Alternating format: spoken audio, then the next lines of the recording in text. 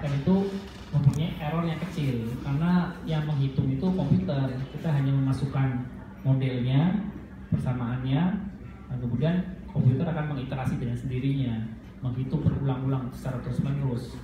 Ya, jadi itu hasilnya nanti akan langsung didapat. Kita hanya ingin menentukan errornya itu berapa persen. Kalau kita tentukan errornya lebih kecil 0,% berhenti perhitungannya. Kalau udah mencapai 0,5% dia akan berhenti. Itu hasilnya. Ya. Jadi tergantung dari kita maunya sampai berapa persen errornya. Ya. Terus kemudiannya tampilan hasil dapat disimulasikan. Nah, kalau kelemahannya di sini hasilnya itu merupakan suatu hampiran atau pendekatan. Jadi nggak ada hasil yang benar-benar eksak seperti eksak. Pasti ada errornya, ada selisihnya dari hasil eksaknya. Ya.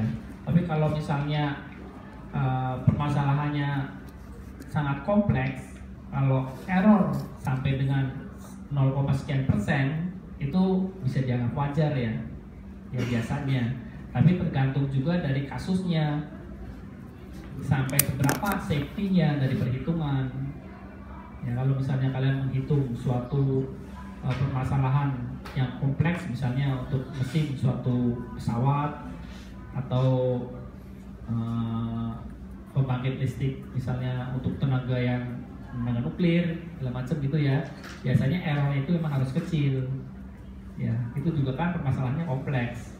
Tapi kalau untuk perhitungan-perhitungan sederhana, misalnya kayak roda gigi, atau misalnya kalian menghitung suatu permasalahan pemesinan yang sederhana, itu biasanya error di atas 1% masih oke, gitu ya. Tapi kalau udah yang kompleks atau yang harus memerlukan safety tinggi, biasanya harus kecil errornya. Terus kemudian kalau tanpa bantuan komputer, perhitungan itu akan membosankan itu. Ya, jadi karena kalian harus menghitung secara manual, jadi bosan karena hitungnya itu terus ya. Jadi di sini sebenarnya yang diperlukan kalau hitung manual itu ya kesabaran aja sih sebenarnya ya. Karena itu terus. Jadi kalau misalnya kalian nggak sabar, yang cepat-cepat hitungnya keliru, dari awal iterasi pertama udah keliru, ya ke bawahnya keliru semua, ya kan? Karena hasilnya itu kan yang awal itu digunakan untuk hasil berikutnya. Jadi kalau hitung dari awal udah salah, ya ke bawah udah salah semua. Jadi harusnya harusnya teliti. Terus kemudian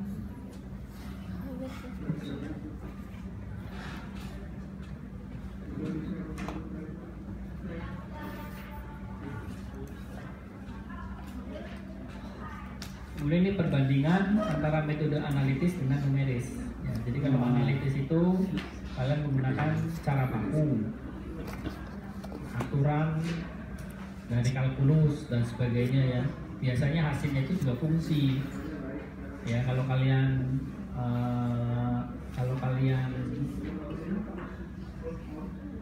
ambil apa matematika ya ada ya.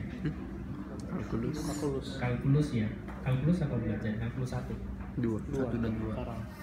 Kalkulus 1 sekarang 2. Kita ini kalkulus 1 integral ya? Iya. Hasilnya itu fungsi kan? Iya. Ya kan? Kalian menyelesaikan hasilnya dalam bentuk fungsi.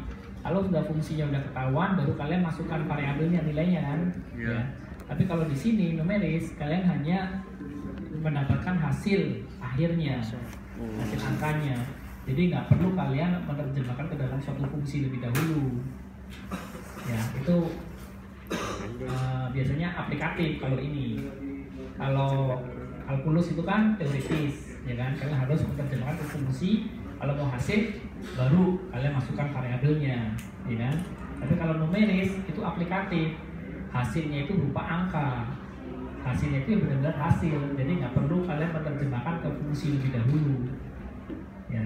Jadi kalau fungsi itu biasanya kalau kalian menemukan suatu kasus untuk dimodelkan. Nah, kalau kalian memodelkan sesuatu, nah kalian harus membuat suatu fungsi. Misalnya ada kasus seorang penerjun ya dari pesawat terbang ya, orang terjun gitu kan. Kalau orang terjun dari ketinggian tertentu, misalnya 30.000 kaki, begitu start dia terjun sampai ke bawah, detik pertama, detik kedua, detik ketiga, kecepatannya akan bertambah atau berkurang? Apa sama? Bertambah. Bertambah. Kenapa bertambah? Gravitasi. Nah, karena gravitasi. Ya, jadi kalau kita ingin mencari kecepatan dia pada 1 detik pertama dengan detik kedua dengan detik ketiga berapa, kalian harus memodelkan dulu tuh fungsinya. Kalau sudah dimodelkan, kalian bisa mencari tahu kecepatannya berapa pada detik kedua dibandingkan dengan detik ketiga, dibandingkan dengan detik keempat, gitu kan? Itu kan sebenarnya kenapa kita harus tahu, seorang penerjun harus tahu, itu kan sebenarnya untuk mengetahui kapan dia tepat untuk membuka parasutnya, ya kan? Jadi pada saat detik keberapa, karena kan kalau kalian lihat jam kan, lihat detiknya kan, udah berapa detik nih? Karena dari hitungannya itu udah diketahui kecepatannya itu berapa di situ. Ya, jadi kalau misalnya kecepatannya udah sampai sekian, berarti udah berapa meter lagi dari tanah, nah dia udah saatnya membuka parasutnya, gitu ya. Apalagi kalau kalian suka film spy mata-mata, makin dekat ke bumi kan makin bagus kan, nggak terdeteksi kan, ya nggak. Jadi saat tepat batas minimal itu berapa? Kalau dia udah harus buka, ya dia buka, ya. Jadi nggak jauh-jauh dari atas sudah dibuka, gitu kan? Itu kan semua kan dihitung dengan fisika, dan itu kan fisika, gitu ya. Terus kemudian kalau untuk numerisnya sendiri, nah, biasanya itu menggunakan aritmetika biasa. Jadi ada penjumlahan, pengurangan, perkalian, dan pembagian, gitu ya. Terus kemudian hasil biasanya berupa angka. Jadi semuanya angka, bukan fungsi, ya. Tapi kalau tadi analitis, fungsi. Terus kemudian nilai perhitungan adalah pendekatan atau hampiran. Jadi pasti ada errornya dibanding kalau analitis. Kalau analitis nilai perhitungan adalah eksak, itu nilai sejatinya. Kemudian kalau solusinya untuk numeris, itu solusi yang lebih baik selalu diperoleh dengan bantuan komputer. Ya, jadi kalau ingin hasilnya bagus, kalian harus memprogram komputer. Nah, kalian lakukan errornya mau berapa persen, nah, dia akan menghitung secara otomatis sampai sekian persen, gitu ya. Kalau di analitis tidak selalu mudah untuk mendapatkan solusi, kadang juga tidak bisa terselesaikan, ya, karena kompleks masalahnya.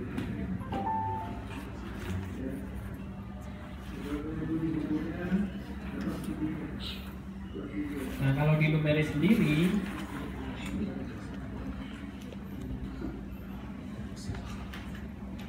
kenapa? Kuliah pertama udah pusing ya? Ya. Tapi nanti kan selanjutnya kan enggak kan? Ya. Selanjutnya kan enggak. Kalau yang pusing di awal-awal kan selanjutnya biasanya enggak. Ya, ini kan pendahuluan dulu ya.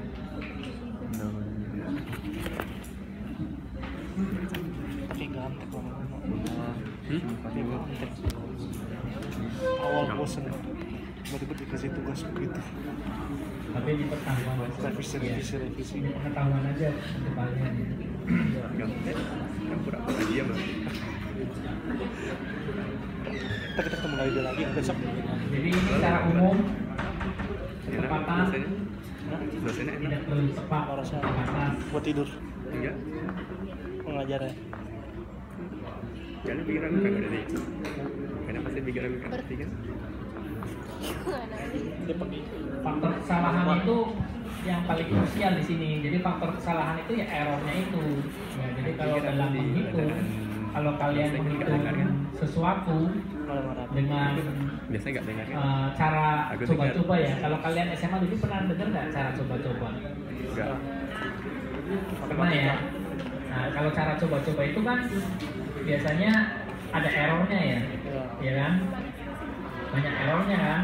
Nah di sini sama tuh, jadi faktor kesalahan itu krusial, jadi errornya itu yang krusial. Jadi semakin errornya itu kecil akan semakin bagus. Makanya kalian kalau dalam nanti memprogramkan sesuatu, kalian akan harus menambahkan errornya sampai berapa persen. Itu yang kalian sebagai batasnya. Jadi kondisi batasnya itu errornya itu sendiri. Ya. Jadi harus ditentukan errornya berapa persen. Hari pertama, hari kedua. Tergantung kasusnya, tergantung safety-nya. Kalau kalian merasa dalam suatu kasus tertentu itu di bawah 10%, oke. Kalian tentukan di bawah 10%. Jadi setelah 9,5% dia akan berhenti dihitung. Tapi errornya itu ya berarti dia sampai dengan 10%. Tapi kalau kalian ingin hasilnya lebih teliti, mendekati solusi eksaknya, ya, berarti kalian tentukan di bawah 0,01%. Maka itu akan teliti. Di sini sebenarnya menentukan kenapa menentukan error itu penting, karena kalau dalam suatu permasalahan yang kompleks, setiap iterasi itu kadang memerlukan waktu sampai berjam-jam. Ya. Kalau kasusnya kompleks ya, fungsinya itu panjang banget itu bisa sampai 1 jam, 2 jam, kadang ada sampai 1 hari hanya untuk melakukan satu iterasi. Ya. Jadi kalau kalian nanti ada suatu engineer yang bercerita tentang melakukan iterasi, pasti yang ditanya berapa menit satu iterasi. Jadi kalau kalian dengar dia satu iterasi 2 menit, nah kalian bisa membayangkan fungsinya itu kompleksnya itu segini, permasalahannya itu berarti kompleksnya segini, gitu ya. Kalau satu iterasi 1 jam, oh berarti seperti ini, kalian bisa membayangkan sendiri, ya. Karena kalau misalnya yang sederhana, paling cuma 1 detik, 2 detik, kadang setengah detik juga selesai. Kalau misalnya kalian fungsi seperti tadi ya, ekspansi plus sekian gitu ya, literasi paling set gitu doang, nggak perlu sampai berapa detik, sepersekian detik kan. Kalau fungsinya udah kompleks, kalian udah agak lama. Iya, menyelesaikan parah lagi. Jadi kalian bisa membayangkan kalau ada cerita, oh sampai setengah hari satu iterasi, tapi tidak bisa membayangkan sendiri. Itu bobot literasinya itu udah segitu gitu ya. Kita bikin program kita sendiri. Bisa ya. Kita nanti. Ya, tahu aja kan. Sebagai engineer S1 kan harus tahu. Kemudian metode iterasi itu biasa digunakan untuk mencari nilai konvergensi. Jadi kalian udah kenal kan ada nilai konvergensi, ada divergensi ya. Jadi kalau konvergensi itu kan mendekati nilai yang dicari, ya. Jadi di sini yang dicari itu. Jadi kalau misalnya errornya itu membesar, berarti itu ada kemungkinan yaitu divergen. Jadi nilainya itu akan menjauhi nilai yang dicari. Divergen. Itu berarti udah keliru memasukkan asumsinya. Ya. Kalau memasukkan asumsinya keliru, nilainya bisa divergen. Tapi kalau nilai memasukkan asumsinya itu udah benar, maka nilainya akan menuju ke konvergen. Ya, kalau udah menuju konvergen, berarti udah benar nilainya. Ya, tinggal errornya tentukan berapa. Nah ini aplikasinya banyak ya. Jadi ada evaluasi fungsi, interpolasi, optimisasi, integrasi, penyelesaian kesalahan diferensial, akar persamaan, macam-macam. Nah di sini untuk bahasa pemrograman yang digunakan itu banyak macamnya sebenarnya. Jadi untuk setiap permasalahan bisa menggunakan bahasa pemrograman yang kalian familiar, yang kalian mau gunakan apa. Jadi misalnya ada C++ gitu ya, itu dikembangkan oleh ya Bijan Strostrup, itu labnya itu Bell Labs ya. Kemudian untuk bahasa Java Itu biasanya untuk telepon genggam gitu ya, ada touchscreen segala macam. Biasanya gunakannya bahasanya bahasa Java. Itu biasa dikembangkan oleh Sun Microsystem tahun 1995. Jadi HP 95 kalian udah kenal HP itu? Hasil dari artis. Tahun berapa Pak? Ada. 95. 95. Baru direncanakan Pak pembuatannya. Belum lahir Pak. Maksudnya bukan itu, tapi HP-nya udah ada. Tas dulu dari artis tas. Belum ya? Belum lahir tapi HP-nya udah ada. Ini udah ada ya? Ya. Berarti kalian Lanjut bisa kan? kenal HP udah tipis-tipis ya? Iya Pak. Kalau zaman dulu itu ada yang namanya HP itu gede-gede, jadi semakin gede itu semakin keren gitu HP-nya, jadi sebesar kamar gitu. Lebar Kalau kalian lihat film Hongkong dulu ya, pernah nggak lihat film Hongkong zaman dulu? Pernah. HP-nya gede banget kan. Kalau di halte itu telepon gitu ya, gede lebar gitu. anjing. Itu Ya gambar kan? anjing itu. Kalau zaman sekarang kan Semakin tipis. semakin kecil, ya kan? Tapi sekarang gede lagi, tapi lebar. Ya, karena kan smartphone semua kan, ya kan? Jadi semakin layarnya lebar, enak digenggam, itu yang laku, ya enggak? Kalau dulu masihnya monokrom semua, layarnya itu masih pakai teks itu ya. Itu biasanya pakainya bahasa Java semua itu. Terus kemudian ada Fortran, Formula Translation. Itu ini dikembangkan tahun 1950. Ya, jadi untuk bidang sains. Jadi khusus dikembangkan untuk sains memang. Tahun 1950 pertama kali komputer itu ada gitu ya. Jadi Kim pada waktu gambar genggaman. Iya tahu. Sistemnya juga itu. pada waktu itu kan Sistemnya. transistor baru ditemukan ya. Jadi pada zaman tahun 1950 itu transistor ditemukan, itu komputernya itu segede ruangan ini ya. Oh. Karena transistornya itu kan gede-gede banget. Kalian tahu berminyak nggak? Berminyak. Oh ya. Nah, itu transistornya bisa segede itu gitu ya dulu ya. Bisa gede banget. Jadi komputernya itu CPU-nya satu ruangan. Ya, jadi Memori karena kecil. transistornya harus gede-gede, maka komputernya nggak bisa kecil, harusnya gede-gede. Nah, itu untuk menghitung ini kalkulasi. Jadi seperti kalkulator ya. Oh iya. Ya, kalkulator. Kan ada bisa begini. Jadi, iya. Jadi kalau dulu semakin berkembang zaman kan transistor semakin kecil. Nah, semakin transistornya kecil, kita bisa mengaplikasikan peralatan yang lebih kecil. Jadi semakin kecil, ya bisa dikembangkan jadi lebih kecil alat-alatnya. Kemudian kalau untuk numerical libraries-nya, itu ada numerical system-nya, jadi C, Fortran, Pascal dan sebagainya. Jadi di sini ada library itu kalian bisa ambil beberapa program yang di program inti nggak ada. Gitu ya. Jadi untuk menyelesaikan sesuatu atau menyelesaikan dalam membuat suatu program, kalau nggak ada di internalnya di program itu, kalian bisa ambil di library-nya. Sama seperti kalian gambar ya, gambar mesin udah dapat kan? Sudah. Kalau kalian mau gambar baut, kan ada library-nya tuh. Iya. Ya nggak, kalian bisa ambil Adobe aja kan? Ya kan? Memang. Misalnya baut M10, kalian ambil aja tuh di situ. Itu fungsinya di situ sama. Jadi ada numerical library. Gambar juga. revisi. Jadi kalau kalian perlu apa, kalian tinggal ambil di situ perintah-perintahnya.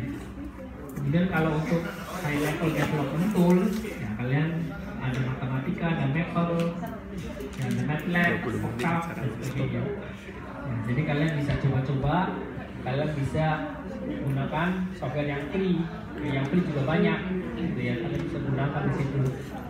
Kalau MATLAB sih bayar mahal, ya belinya mahal. Tapi kalau kayak matematik itu ada free-nya. Ya.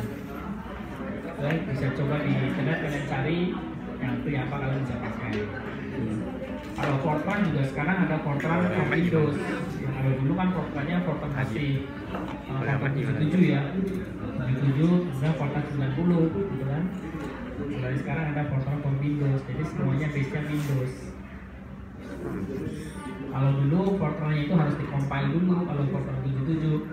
Kalau saya masih ada Fortran 77, jadi harus dikompil. Jadi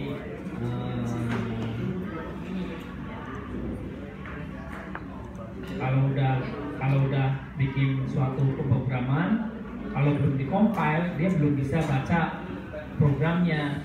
Jadi ada bahasa tingkat tinggi, ada bahasa tingkat rendah.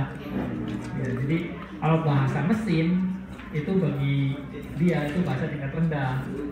Tapi yang kita ketik itu bahasa tingkat tinggi, ya namanya. Jadi kalau misalnya kayak yang kita ketik biasa, misalnya fungsi X sama dengan X pangkat 3 plus 2 gitu ya, itu nggak bisa dibaca oleh komputer, itu harus dikompil dulu menjadi bahasa mesin. Kalau udah dikompil, kayaknya menjadi OBJ, baru bisa dibaca oleh komputer, bisa dikalkulasi.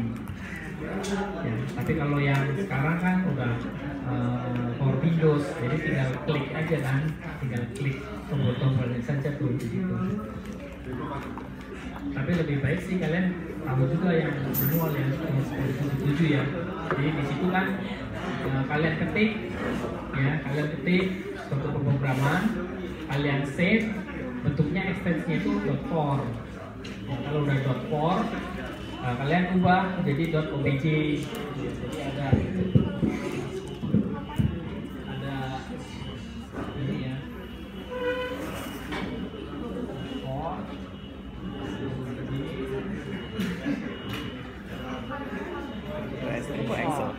Bukan Excel. Ya, kalau .for itu ya kalian ketik programnya. Ya, kalau udah udah ketik. Nah, terus kemudian kalian compile, ya jadikan file OBJ. Kalau udah OBJ, kalian baru eksekusi itu di situ. Jadi jadi file exe. Jadi kalian tinggal masukkan nama filenya, nanti kalian harus keluar hasilnya. Nah ini kan exe itu execute. Jadi udah file udah langsung aplikasi, ya kan? Kalau file exe kan langsung application. Ya, jadi langsung klik ya langsung keluar hasilnya. Jadi harus beberapa tahap ini.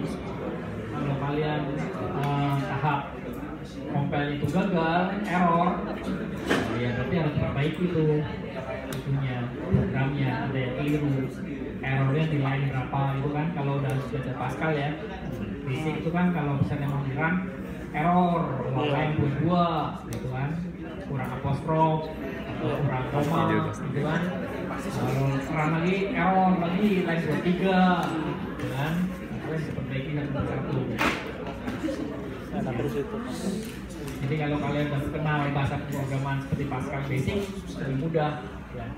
Jadi algoritmanya itu udah kebayang, ngerti.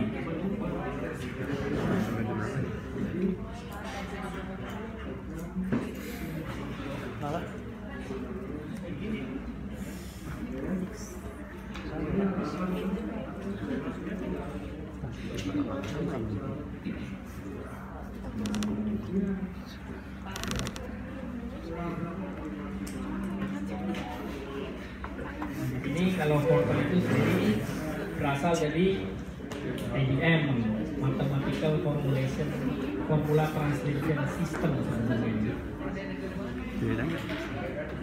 Jadi bahasa pemrograman yang cukup tua. Jadi sejak tahun 1957 itu dikembangkan oleh tim programmer dari IBM, namanya John Backus. Dan compiler pertama yang pernah dikembangkan. Jadi compiler pertama itu ya ini Fortran ini. Ya. Jadi menjadi file execute itu tadi. Kenapa pakai Fortran?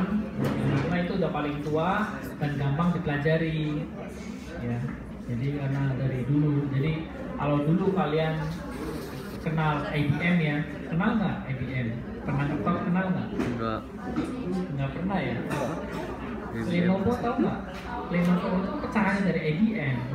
Karena IBM itu udah sangat terkenal ya dulunya ya. Terus sudah terlalu mahal komputernya, nggak bisa bersaing. Nah, dia dibeli oleh Cina. ya. Jadi ganti jadi Lenovo. Lenovo itu sebenarnya mesinnya itu ya dari IBM. Makanya Lenovo kan lumayan ya, karena dia mengadop dari IBM, dibeli ya. Tapi IBM sendiri juga masih ada, tapi IBM sendiri itu masih pegang server, jadi udah nggak bikin komputer kayak PC, laptop udah nggak bikin, dia bikinnya itu sistem, jadi udah nggak pegang komputer yang dijual di pasaran, ya. Jadi dia jualnya sistem. Jadi kalau mau ambil server seperti ATM gitu ya, ATM film kan ada yang masih IBM kan, ya itu servernya. Jadi tingkatnya itu udah dia nggak mau yang rendah-rendah ya, udah langsung ngambilnya proyeknya yang udah miliaran, gitu ya.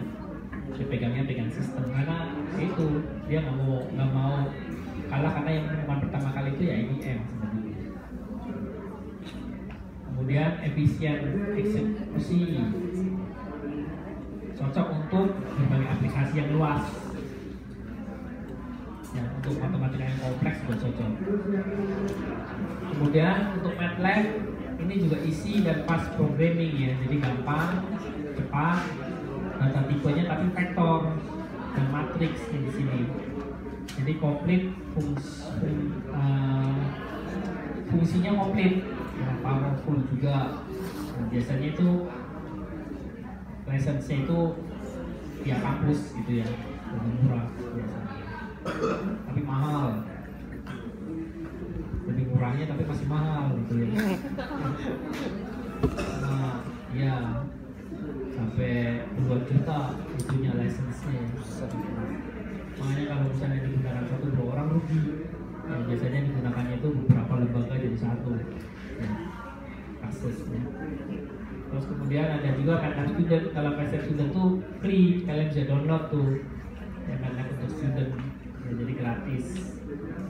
Octave juga free, Skylab juga free. Jadi untuk Windows bisa, untuk Linux juga bisa. Kalau Linux kan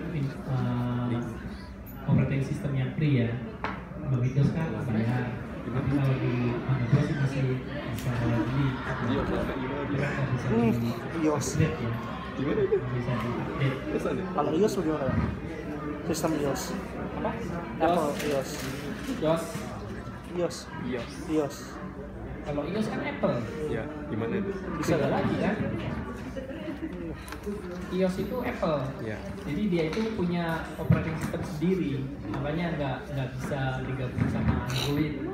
Kalau Android kan Android kan free, Iya. gitu kan? Seperti Linux. Berarti dia harus beli lagi, bayar lagi. Nah itu kalau beli iOS itu susahnya apa? Aplikasinya. Aplikasinya susah. Terus Bayar kemudian semua. kalau dia udah upgrade-nya mentok, udah nggak bisa diapa-apain. Sama seperti iPhone ya, iPhone 3, iPhone 4 itu udah nggak bisa di-upgrade. Jadi itu nggak bisa nambah lagi udah. Jadi kalau mau download game yang baru, kalau iOS-nya itu nggak update terbaru, ada batas minimalnya, dia udah nggak bisa dipakai kan? Ya, seperti BB misalnya, mau download BB kan harus ada minimal iOS yang berapa, setting berapa. Kalau di bawah itu dia udah nggak mau, udah nggak terima. Beda kayak seperti Android. Kalau Android masih karena dia free, dia masih jangkauan masih luas. Berarti beli lagi. Kalau Apple memang sendiri, operating sistemnya sendiri.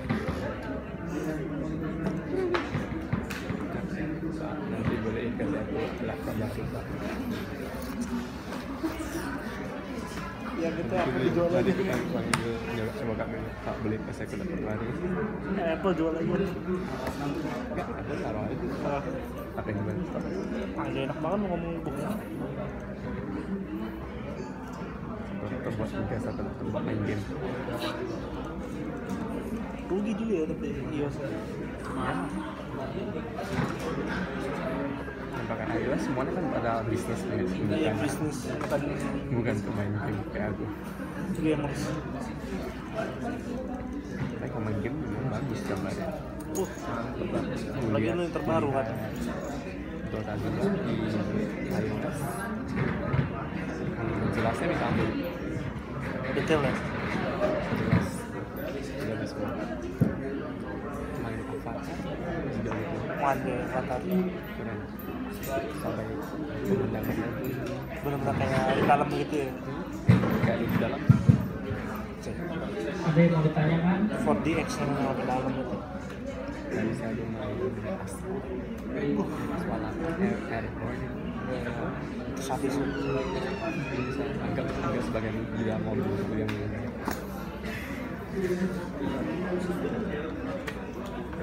Lu ada apa? Mahal. nggak bilang 589 ribu Enak banget. spot 100 ribu Dota 2 kena down nah biaya juga Ya Final Fantasy 15 bisa dong kalau jalan di situ. Final Fantasy 15. ada satu lagi harganya yang Fantasy 15. nggak tahu aku yang berapa Yang terbaru. biayanya 1.400.000 Mungkin ya Final Fantasy 15 soalnya kan 1.499.000 ada 1.500.000 modal saya Final Fantasy. Final Fantasy itu mahal. SimCity 500 Ada. Dandruk di Android gratis gratis. SimCity full edition Dek. Kalau ini tuh direktur cut ya. soalnya punya kan cuma gitu kalau misalnya di Android cuma gitu doang lu buka-buka nggak ada gitu kalau di itu punya punya ada sampai yang ada yang cuma khusus untuk turun pasir dari yang nggak ada lagi dari yang ada Oh iya, baru aja bet. ya kan itu ya kalau dia sama Di desert. Jadi luas banget dong. Luas banget dong. Yang memang situ luas banget dong. lu bisa lihat sampai orangnya pun Ih, lu bisa zoom sampai orangnya kalau itu kan cuma kendaraan. iya lu bisa lihat sampai orangnya jalan ya lu bisa lihat wow. Kan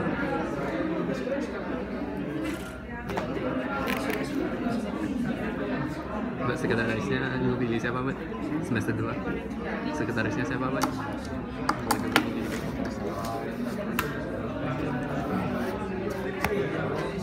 kok jadi nanti Gak ada nama gue Jadi nanti kan ada praktikumnya.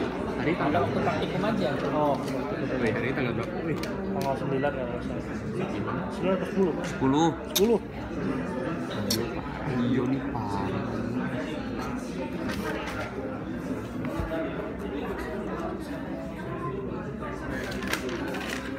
Senin lo nanti jam 3 sampai jam 5. Praktikum nggak bisa sore karena nggak bisa siang. Pedasnya harus tanda tangannya gampang Cuma M doang, tangan. kan apa ya gampang Iya sih, cuma nggak gitu juga kan. Gampang gitu kan. iya tuh lihat depan gitu.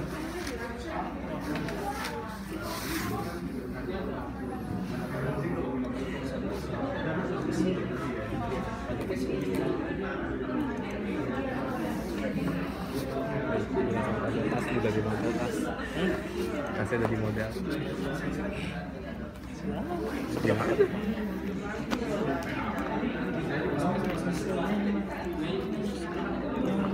suaranya juga sama banyak situ semua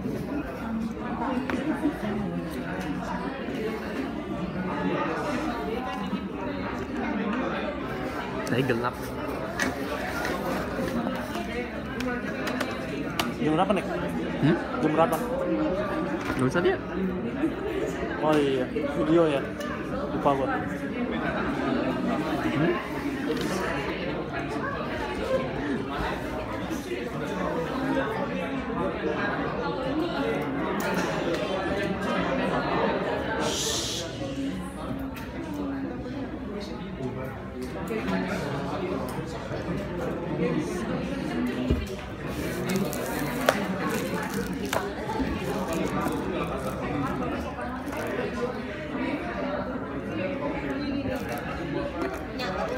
nggak sama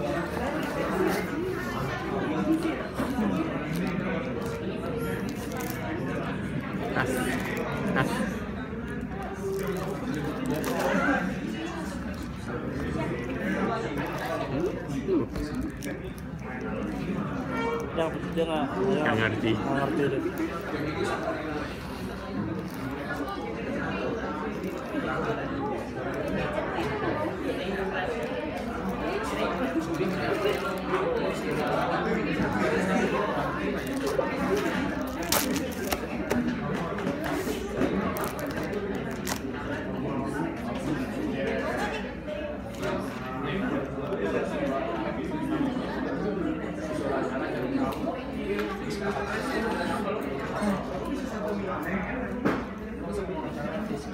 Dari kita selesai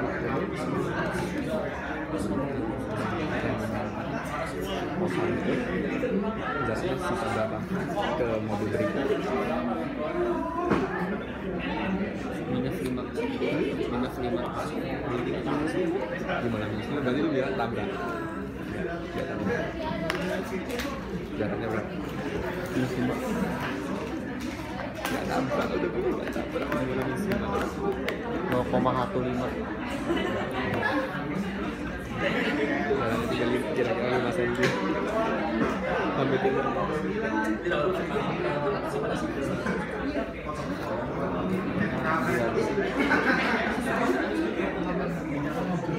itu aku bawa mobil ya aman-aman doang semua sekarat-sekarat lah hampir kena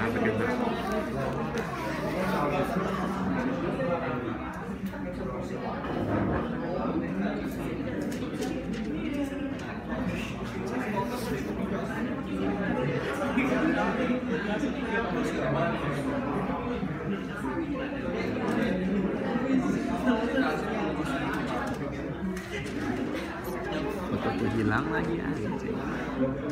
Kenapa semua punya fotoku ya hilang?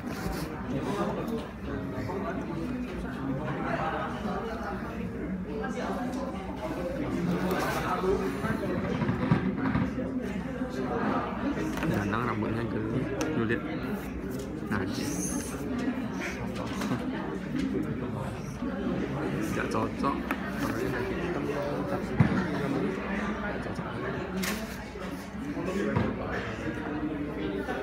Suruh dia aja tak putih. Belum cocok.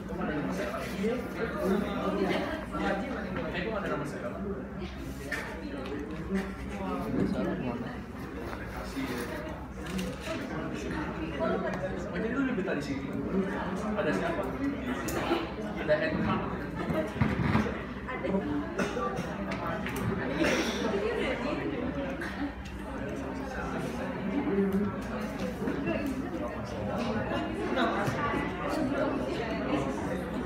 Tapi katanya semester 3 ya harus ada aktivitas.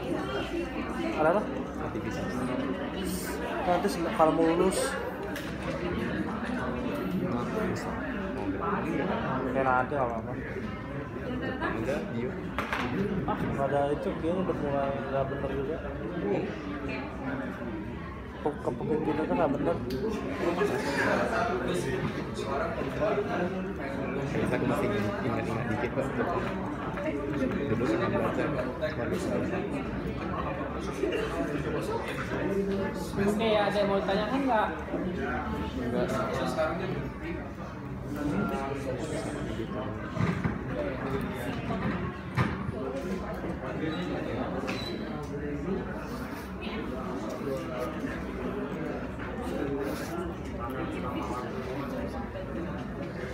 Ayo.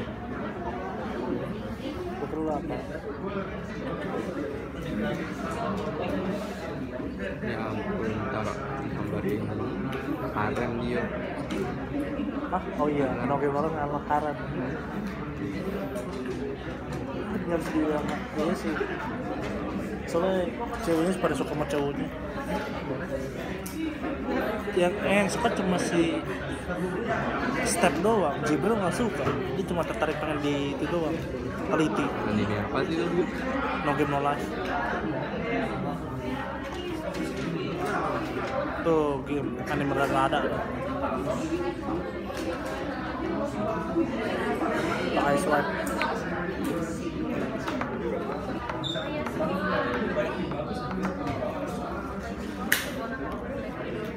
Diaktifin nggak?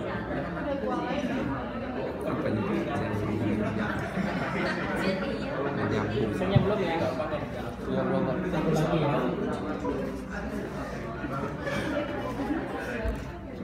Susah gini.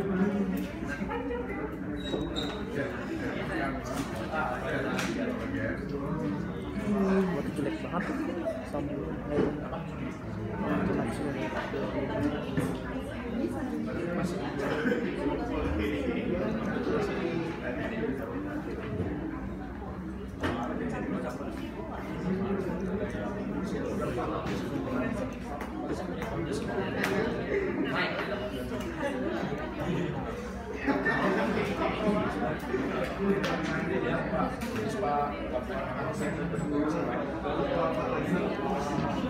Sampai di koridor bisa.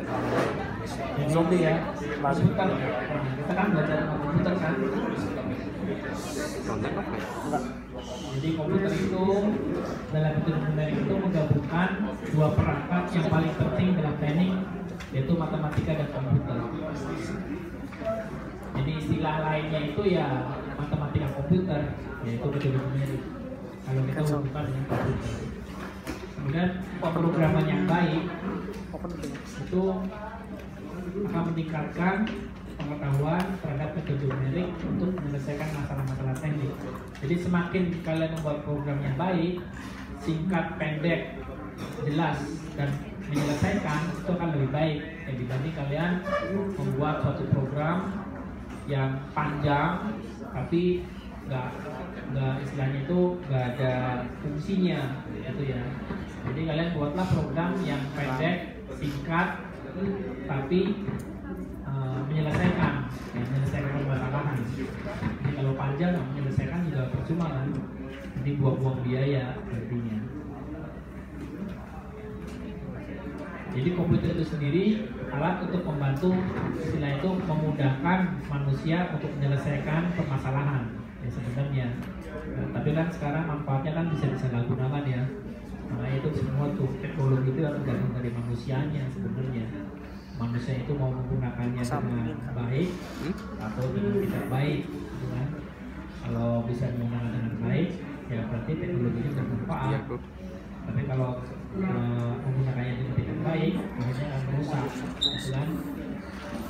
Jadi tergantung dari manusianya. Terus yang paling tua itu dinamakan abakus. Nah, ini perkembangan pada zaman Mesir dan Cina purba. Dapat menyaingi kecepatan kalkulator saku. Nah, jadi kalau kalian pernah lihat yang bosan Guinness Book of Record, yang baik mana? Baiknya nih jahat. wah kayaknya udah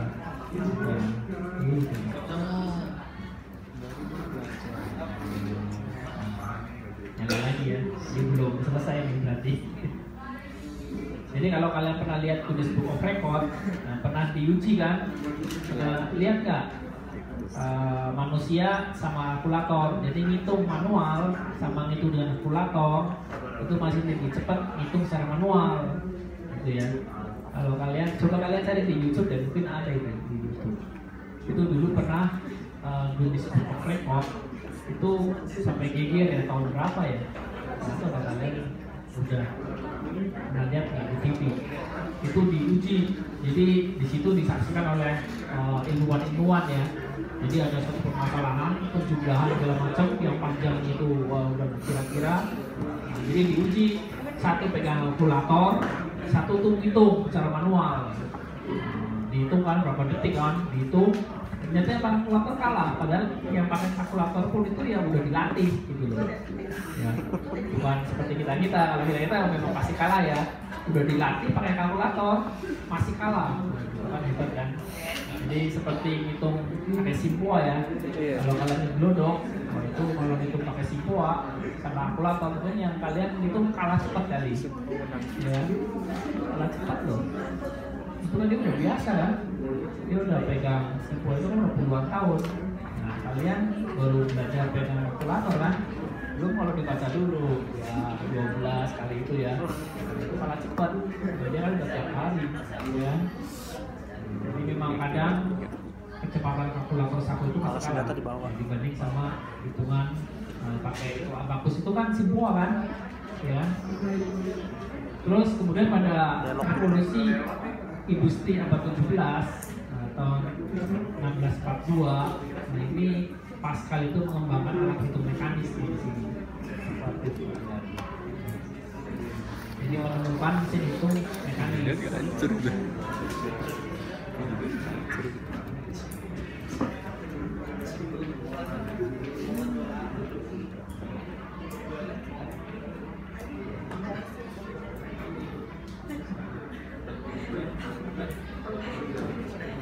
Jadi menemukan mesin penambah ya tahun 1642. Jadi ini pertama kali ditemukan nih mesin penambahan. Nah, terus kemudian pada akhir tahun abad ke-16 Leibniz itu mengembangkan kalkulator mekanis untuk mengali dan membagi. Ya, jadi perkalian pembagian itu ditemukan oleh Leibniz. Kemudian tahun 1940 baru lahir komputer modern elektronik. Nah, ini berawal dari proyek militer Perang Dunia Kedua. Berukuran besar dan mahal. Itu pakainya tabung hampa. Jadi kalau kalian lihat TV zaman dulu, pakainya tabung hampa. Itu yaitu sejak tahun Perang Dunia Kedua itu sebenarnya. Tapi lebih awet ya. Jadi kalau kalian pernah lihat nggak tabung hampa? Enggak juga, masa sih? TV yang pakai tabung hampa. Oh, iya. Yeah. Pernah kan? Masa sih enggak? Dulu lab kita masih punya loh. Yang gede ya, iya. Gede tapi kosong dalam. Hah? Gede Iya. kosong dalam. Kosong. Dikit. Itu tabung hampa itu pakainya ya. Dan itu layarnya nggak akan redup. Beda sama LCD, ya kan? Sama satunya apa? LED gitu ya. Kalau LCD itu kan ada umurnya, ya kan? Lama-lama kan akan redup kan, Iya. ya kan? Kalau redup ya udah harus ganti. Tapi kalau tabung hampa itu enggak, sama seperti monitor komputer yang zaman dulu itu yang panjang, nah itu pakai tabung hampa juga itu, ya. Nah lihat kan, komputer, ya sekarang kan komputer kan tipis-tipis kan, dulu kan panjang-panjang, jadi karena menyita tempat. Ya, nanti yang tipis, lebih modern. Ya.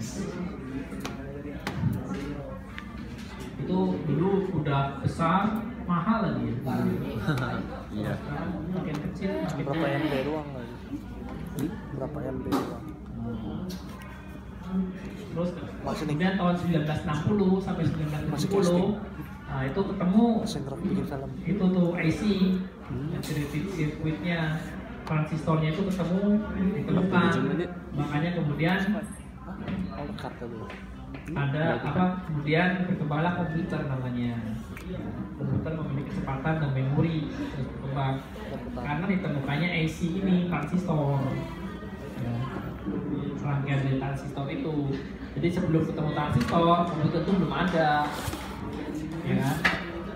Ini semakin berkembang akhirnya transistor dulunya zamannya itu apa tahun dulu zamannya gede-gede, maka komputernya juga gede-gede. Tapi semakin berkembang yang zaman transistornya makin kecil, maka komputernya juga makin kecil. Ya. Sekarang udah pakai mikro ya, nah, jadi makin kecil lagi sekarang, ya kan? Sekarang jam aja bisa pakai komputer kan, ya, iWatch terus segala macam kan, makin kecil. Jadi semakin kecil ya semakin harusnya semakin murah ya. Sekarang ya nantinya juga makin murah sih kalau temukannya lebih kecil lagi. Buta. Nah, terus komputer, nah, itu dari bahasa Latin tuh, artinya itu Ada mas. mereka mau Berapa ratus juta? Kalau komputer, apa nih bacanya di Latin? Artinya menghitung. Komputer. Jadi pengolahan data elektronik yang bekerja dan dikontrol oleh sekumpulan program atau software. Jadi Tarik. asalnya dari situ. Jadi karena ada beberapa macam instruksi yang harus dimasukkan, yang harus diolah, Karena hilang. dengan menggunakan data elektronik itu namanya komputer ya. Kemudian penggunaan komputernya itu yang pertama itu untuk memproses data. Jadi ada data, kemudian ada informasi. Nah, kalau udah data kita masukkan yang merupakan suatu informasi, ada kemudian dikontrol di situ alat mekanik dan proses. Terus baru kemudian desain dan pengembangan. Jadi dari desain produk dan di tes pengujiannya itu, di situ dikembangkan tuh. Nah, kalau sudah desain pengembangan itu juga bisa buat untuk komunikasi data juga ya. Jadi pengiriman data secara elektronik, email, ya, elektronik mail, kemudian ngirim gambar segala macam kan, ya, telepon, kemudian untuk WA ya juga pakai internet kan sekarang, jadi bisa untuk komunikasi di situ. Ya. Kemudian fungsinya yang lain juga untuk operasi aritmetika juga bisa untuk data mandiri, dengan nilai, menyimpan, ambil data, itu juga bisa. Sampai di sini ya hari ini ya. Kita lanjutkan minggu depan ya. Oke, Pak.